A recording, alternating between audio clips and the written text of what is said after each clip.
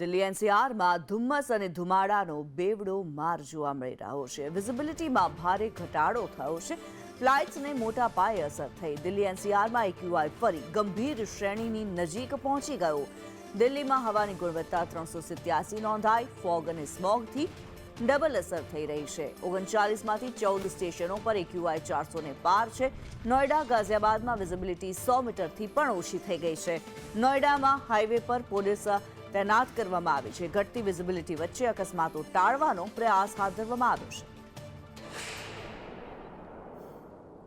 ત્યારે દિલ્હીની હવામાં અત્યારે ઝેર ફેલાયેલું જોવા મળી રહ્યું છે. સ્થિતિની જો વાત કરવામાં આવે, અલગ અલગ વિસ્તારોની અંદર જે એક્યુઆઈ નોંધાઈ રહ્યા છે, આરકે પુરમની અંદર 447 એક્યુઆઈ નોંધાયો છે. અલીપુરમાં 306, અશોક વિહારમાં 392, બવાનામાં 384માં જે એક્યુઆઈ નોંધાયો છે. દિલ્હીની હવામાં ઝેરનું પ્રમાણ જ્યારે વધ્યું છે, જે સ્મોગ છે, ફોગ છે, તમામના કારણે થઈને અત્યારે વાયુ પ્રદૂષણ અત્યારે ચરમ પર જોવા મળી રહ્યું છે. ગંભીર સ્થિતિની અંદર આ વાયુ પ્રદૂષણ જોવા મળી રહ્યું છે દિલ્હીમાં.